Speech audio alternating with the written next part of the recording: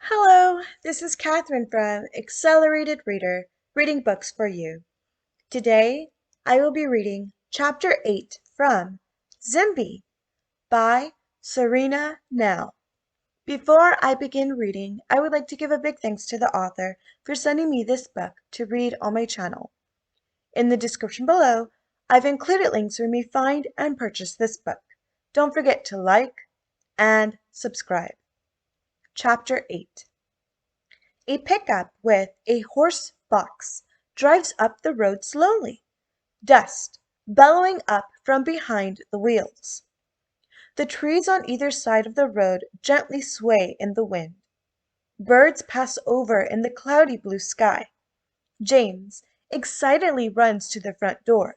He opens the door, then stops, and excitedly calls over his shoulder, "Mom! Mom, come quick! They are here!" Gina smiles. She rinses her hands under the tap and dries them on her apron. A smile crosses her face. It's the most excited she has seen James since Prince has died. "Mom, are you coming?" James shouts impatiently from the porch. "I'm coming, James," she says, hurrying down the passage. James runs to the gate and opens the latch. He opens the gate just enough to slip through, puts his one foot on the bottom of the gate, gives two pushes before lifting his other foot onto the gate and righting it until it can't go any further. Paddy, the big gray Irish wolfhound, barks excitedly as he runs with James. James watches as the vehicle and the horse box drives past. He closes the gate again in the same way he opened it. His blonde fringe is blowing in the wind. James closes the gate and pursues the vehicle, running at full speed, the big, barking Paddy on his heels, jumping and barking as they ran to where Sherry and Jen were exiting the vehicle.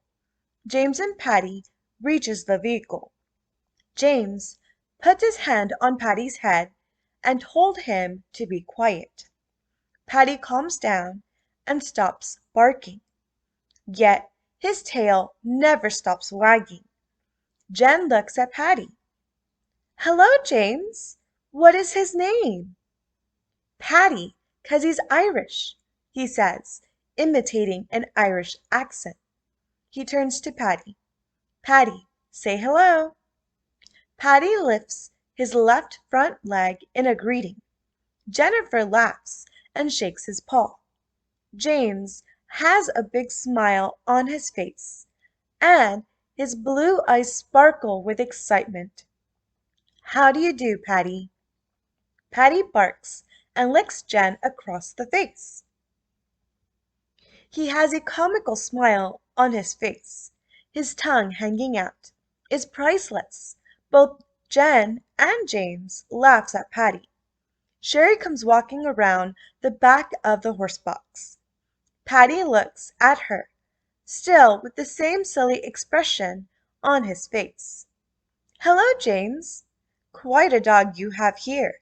He is so big you can almost ride him." James laughs, then looks up at the opening above the ramp in the horse box. "Can we take him out now?" Gina is just in time to hear the last part of the question. "Wait now, James. Let's greet properly first." James pulls an annoyed face. "But, Mom," he moans. Everyone except James laughs. He runs to the front door of the horse box and opens the side door.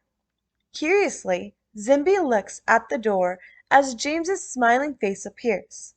Annoyance washes over Zimbie's face. He rolls his eyes and turns his head away. "Hey, boy, welcome home." Zimbie snorts. Jen's head appears towering over James in the door. She speaks to Zimbie softly. You ready to get out of here? Zimbie pricks up his ears and shakes his head. That's my boy. Jen gets into the horse box and unties Zimbie's halter. Come, let's get you out of here.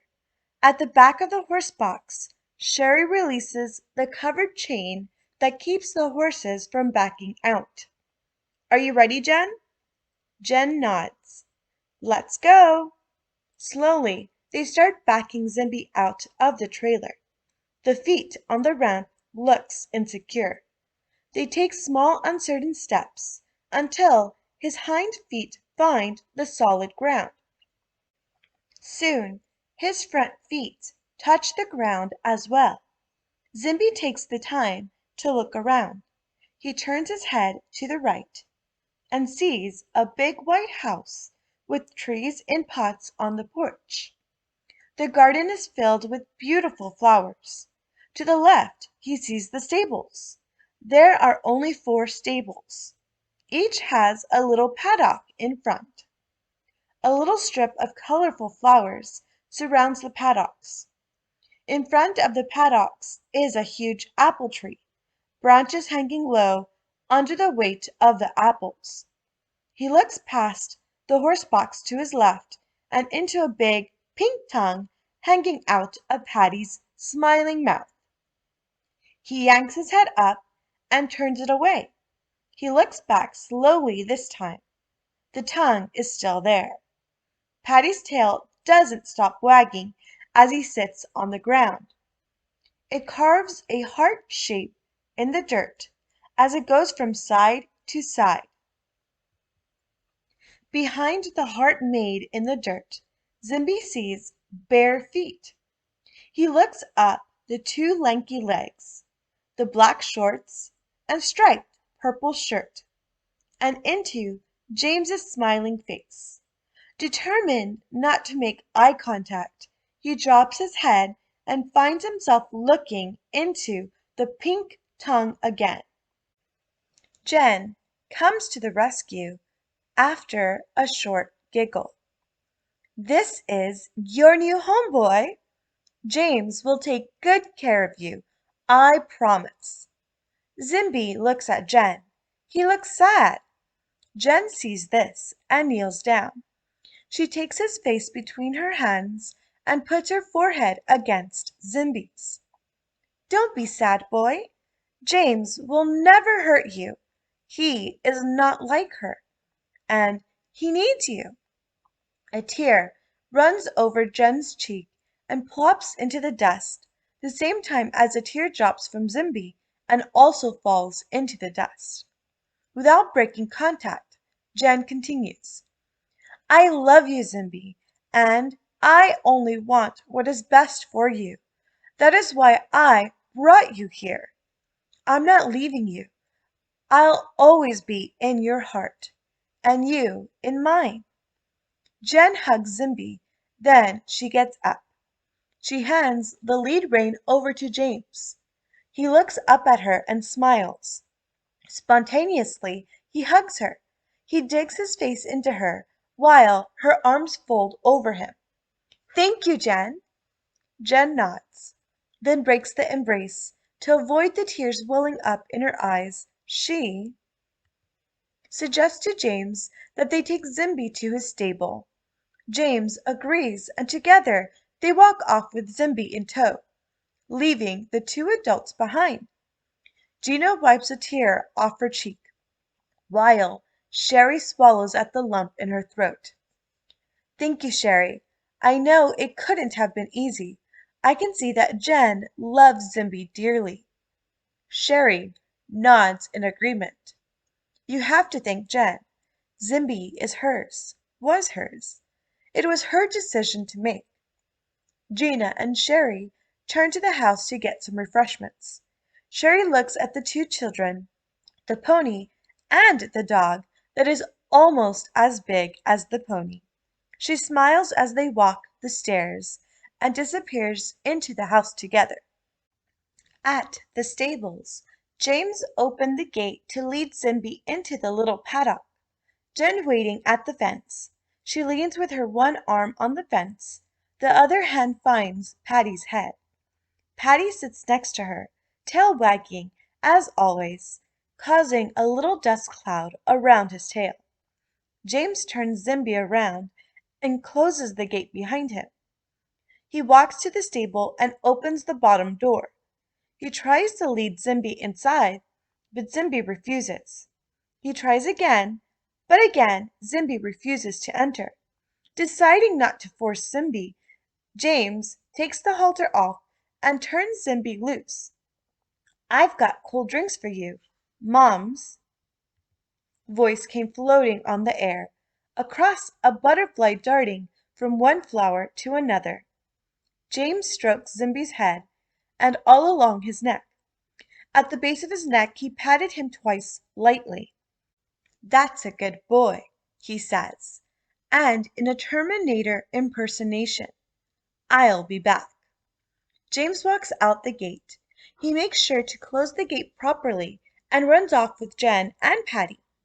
Zimbie is left all by himself. Zimbie neighs, calling out to Jen, asking not to leave him. A big, mostly ginger, tortoise-shell cat with a black blotch covering half his face jumps up on the wooden fence.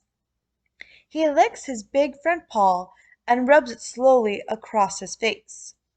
Only when he is sure that he has Zimbie's attention he speaks. "Hey, kid, haven't seen you around." Zimbie looks at the cat with the strange accent. "You got a name, kid?" Zimbie looks at the cat. It is the first time he has ever seen a cat this big. Nervous and stuttering, he answers the big cat. "Zimbie. My name is Zimbie, but I'm not here to stay. Jen, she will take me home with her." The big cat bends over to lick the base of his tail. He loses his balance and falls off the post, landing between the flowers. He spits a yellow flower out in disgust. With as much dignity as he can muster, he continues. "The little boss? He is a good kid." The big cat produces a claw and starts to clean it to a shine. "You hurt the little boss kid." Dramatically, he pulls the shiny claw across his neck. "You understand what I'm saying, kid?" Zimbie swallows on the dry lump in his throat. He looks back at the house and neighs again. He hopes that Jen will hear him and take him home. The door opens and everyone exits. They walk to the car. Zimbie neighs again. Red gets up and walks from the corner post and across the wood beam to the next post. He misses a step and almost falls again. Upon reaching the next post, he continues undisturbed. "Capiche?" Jen looks up at Zimbie, waves, and blows him a kiss. He neighs again, begging her to take him home with her. Sherry and Jen get in the red pickup and slowly the vehicle starts moving. Jen's hand waves until Zimbie can no longer see it. Zimbie neighs again and again. He sees figures approaching. James and the ever-present Patty. They walk towards the stables. The dog trots next to James exactly the same way as Zimbie used to do with Jen. James gets into the paddock, leaving Patty to sit outside, his tongue hanging out the side of his mouth, a big smile on his face. James makes sure that Zimbie has some fresh water. He goes into the feed room next door, and minutes later a piece of alfalfa comes flying out the door. James comes out, picks up the alfalfa, and enters Zimbie's stable with it. He comes out empty-handed and walks to Zimbie. Zimbie pulls his ears back in dismay. His mouth is pulled back, ready to bite. His whole demeanor tells James to stay away. Paddy growls at Zimbie at the same time as the cat jumps up on the post. James talks to Zimbie in a soothing voice, ensuring him that everything will be all right, and that he is safe and will not be hurt again. James takes a couple of steps, his back turned to Zimbie, then stops. I know you don't understand what I'm saying, but I'll tell you anyways. Prince, my horse that died. I don't want to forget about him. I don't want to replace him. James looks back at Zimbie. I know that you are not ready, but I am not either. We will just take it one step at a time. Can we agree to that?